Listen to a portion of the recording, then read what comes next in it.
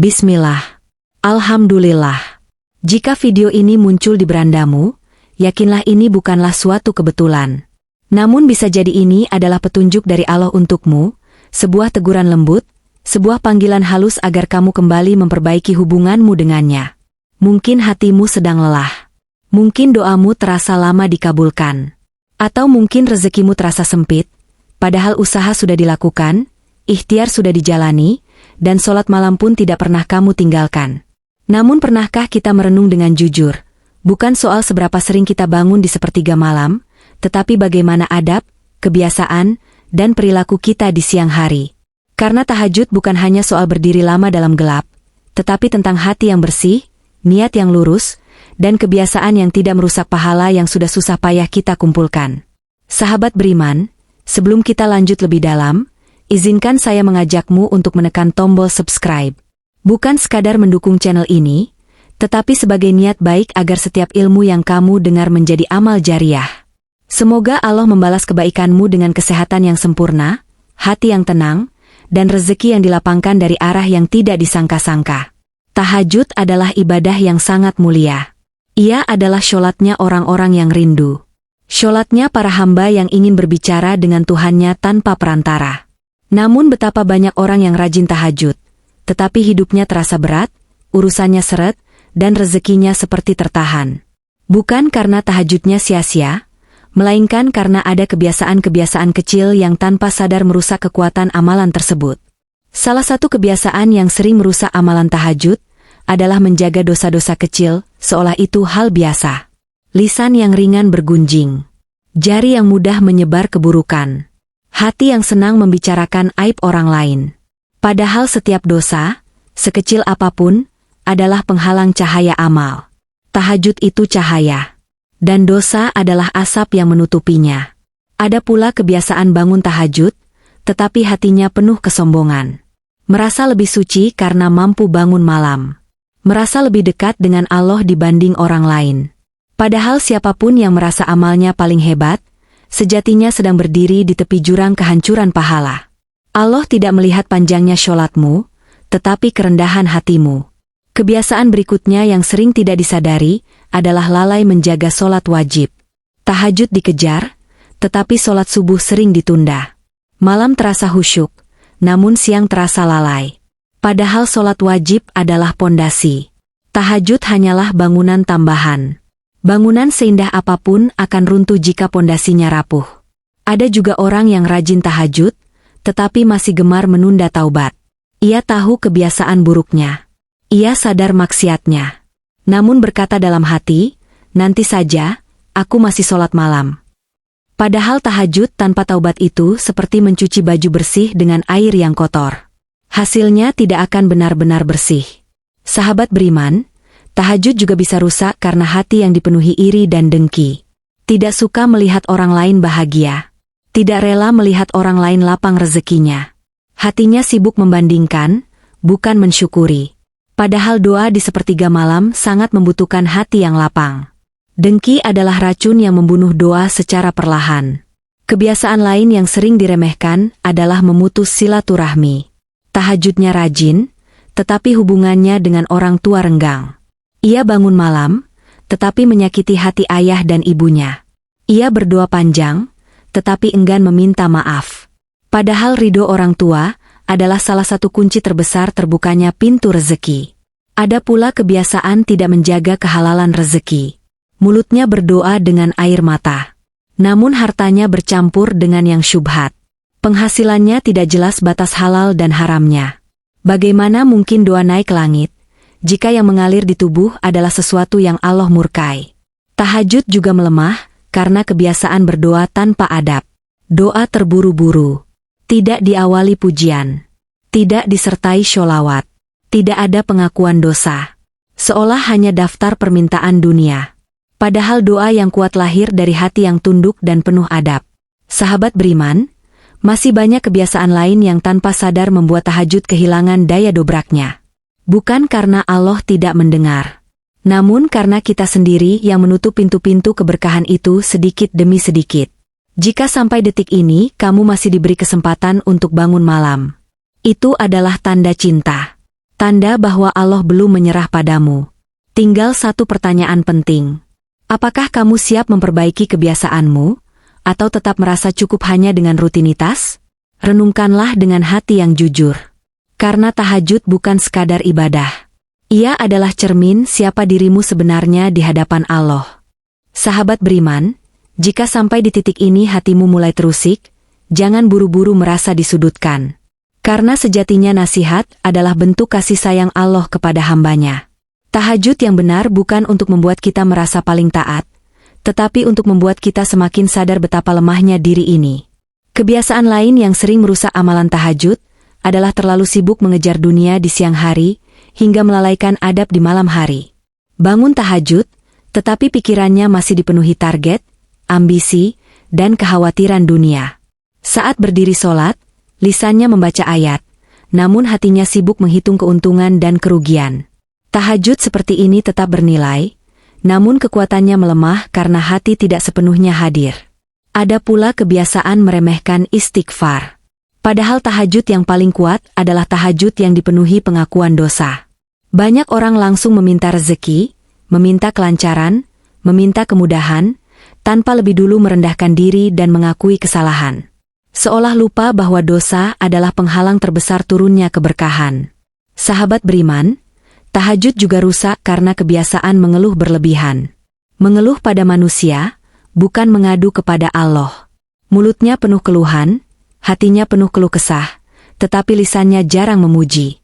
Padahal tahajud adalah waktu terbaik untuk mengadu dengan elegan, bukan meratap tanpa harapan. Ada kebiasaan lain yang sangat halus namun mematikan pahala, yaitu tidak menjaga amanah. Berjanji namun mudah mengingkari. Dipercaya namun berkhianat. Tahajudnya panjang, tetapi dalam urusan manusia ia ringan berbohong. Padahal Allah mencintai hamba yang lurus antara ibadah dan akhlaknya. Sebagian orang rajin tahajud, namun hatinya keras. Mudah marah. Mudah tersinggung. Sulit memaafkan. Ia rajin berdoa agar hidupnya lapang, tetapi enggan melapangkan hati untuk orang lain. Padahal memaafkan adalah salah satu sebab turunnya pertolongan Allah. Tahajud juga melemah karena kebiasaan meremehkan doa orang lain. Merasa doanya sendiri paling mustajab. Merasa ibadahnya paling sungguh-sungguh. Padahal doa orang yang terzalimi, doa orang tua, dan doa orang yang tersakiti bisa lebih cepat menembus langit dibanding doa kita yang penuh rasa bangga diri. Ada juga kebiasaan menyepelekan waktu. Tidur terlalu larut tanpa kebutuhan yang jelas.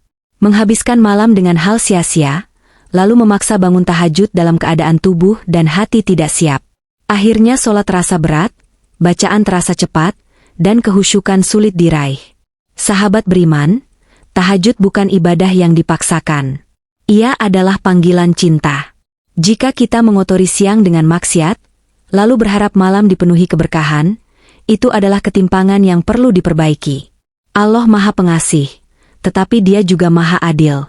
Kebiasaan lain yang sering menjadi penghalang rezeki adalah tidak bersyukur. Merasa kurang terus. Membandingkan hidup dengan orang lain. Padahal syukur adalah magnet rezeki. Dan kufur nikmat, meski hanya dalam hati, adalah penyebab sempitnya kehidupan. Tahajud juga kehilangan kekuatannya ketika kita enggan berbagi. Harta ditumpuk. Sedekah ditunda. Padahal rezeki bukan hanya tentang masuknya harta, tetapi tentang kelancarannya. Banyak orang rezekinya besar, namun habis begitu saja karena tidak dibersihkan dengan sedekah. Sahabat beriman, renungkanlah satu hal penting ini. Tahajud tidak berdiri sendiri. Ia terhubung dengan bagaimana caramu berbicara. Bagaimana caramu bersikap, bagaimana caramu mencari nafkah, dan bagaimana caramu memperlakukan sesama. Jika hatimu ingin rezeki yang lapang, maka lapangkanlah hati untuk taat secara utuh. Bukan setengah-setengah. Bukan hanya di malam hari, tetapi juga di siang hari. Karena tahajud yang paling indah adalah tahajud yang mengubah akhlak, bukan sekadar rutinitas. Masih ada kebiasaan-kebiasaan lain yang sering tidak kita sadari. Kebiasaan yang tampak sepele, namun efeknya besar terhadap amalan malam dan kelancaran rezeki. Dan itulah yang akan kita renungkan bersama pada bagian berikutnya.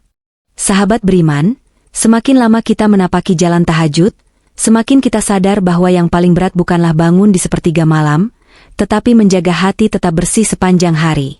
Karena hati adalah wadah doa. Dan wadah yang kotor tidak akan mampu menampung keberkahan dengan sempurna.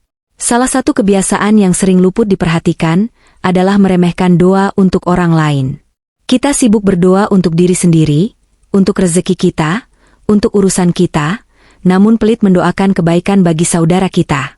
Padahal doa yang dipanjatkan untuk orang lain tanpa sepengetahuannya, justru sering diijabah lebih dahulu. Tahajud juga melemah ketika kita masih gemar menyimpan dendam. Luka lama terus dipelihara. Kesalahan orang lain terus diingat. Padahal selama hati dipenuhi dendam, doa akan terasa berat terbang ke langit. Memaafkan bukan berarti kalah, tetapi tanda bahwa kita ingin hidup lebih lapang. Ada pula kebiasaan berbicara kasar dan merendahkan orang lain. Tahajudnya lembut, tetapi lisannya tajam. Ia mudah menghakimi, mudah meremehkan, dan ringan menyakiti. Padahal lisan adalah cermin hati. Dan hati yang kotor akan mempengaruhi kualitas doa, seindah apapun bacaan sholatnya. Sahabat beriman, tahajud juga rusak oleh kebiasaan menunda kebaikan. Menunda sedekah. Menunda membantu. Menunda memohon maaf. Menunda taubat. Padahal waktu adalah amanah. Dan orang yang menunda kebaikan seringkali menunda datangnya pertolongan Allah. Ada kebiasaan lain yang sangat halus namun berbahaya, yaitu merasa aman dari murka Allah. Merasa sholat malam sudah cukup menjadi penebus segalanya. Merasa dosa-dosa kecil tidak masalah, karena masih rajin ibadah. Padahal rasa aman yang berlebihan justru menjauhkan kita dari sikap takut yang sehat kepada Allah. Sebagian orang rajin tahajud, namun enggan menerima nasihat. Ketika diingatkan, ia merasa diserang. Ketika ditegur, ia merasa direndahkan. Padahal hati yang mau menerima nasihat adalah tanda hati yang hidup. Sedangkan hati yang menolak nasihat, perlahan akan mengeras meski rajin ibadah. Tahajud juga kehilangan keberkahannya ketika kita masih suka berprasangka buruk. Mudah menuduh. Mudah curiga. Mudah menilai tanpa ilmu. Padahal prasangka buruk adalah dosa hati yang sering tidak disadari, namun dampaknya sangat besar terhadap ketenangan batin. Sahabat beriman, kebiasaan lain yang menghambat kelancaran rezeki adalah tidak menjaga adab dalam meminta. Berdoa seolah memerintah. Mengeluh seolah menuntut. Padahal Allah Maha Kaya. Kita adalah hamba yang sangat membutuhkan. Adab adalah kunci dikabulkannya doa. Ada juga kebiasaan membandingkan takdir. Mengapa dia lebih kaya? Mengapa dia lebih mudah? Mengapa hidupku terasa berat? Padahal setiap takdir memiliki ujian dan amanah masing-masing. Membandingkan hanya akan menggerus keikhlasan dan menutup pintu syukur. Tahajud pun melemah ketika kita lupa bahwa rezeki bukan hanya tentang uang. Rezeki adalah kesehatan. Rezeki adalah ketenangan. Rezeki adalah keluarga yang harmonis. Namun ketika hati hanya fokus pada harta, kita lupa mensyukuri rezeki yang sedang kita nikmati. Sahabat beriman, tahajud sejatinya adalah perjalanan batin. Semakin dekat kita kepada Allah, semakin halus dosa yang harus kita jaga. Bukan lagi hanya dosa besar, tetapi juga dosa hati, dosa lisan, dan dosa niat. Jika sampai di titik ini hatimu terasa berat, itu pertanda baik. Karena hati yang hidup akan merasa gelisah saat diingatkan. Dan kegelisahan itu adalah awal dari perubahan yang lebih baik. Masih ada satu bagian penting yang perlu kita renungkan bersama. Bagian yang akan mengikat semua kebiasaan ini menjadi satu kesimpulan besar. Agar tahajud yang kita lakukan bukan hanya menjadi rutinitas malam, tetapi benar-benar menjadi sebab terbukanya pintu rezeki dan keberkahan hidup. Sahabat beriman, pada akhirnya kita sampai pada satu kesimpulan yang sangat penting. Bahwa tahajud bukanlah ibadah yang berdiri sendiri. Ia bukan sekadar rutinitas bangun malam, bukan pula hanya soal air mata dan panjangnya doa. Tahajud adalah cermin dari keseluruhan hidup seorang hamba. Banyak orang bertanya, mengapa sudah bertahun-tahun tahajud, tetapi rezeki masih terasa sempit? Mengapa doa-doa terasa lama terkabul? Mengapa hidup masih dipenuhi kegelisahan?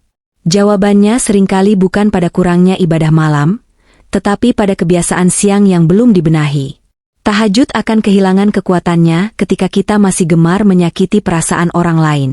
baik dengan ucapan, sikap, maupun keputusan.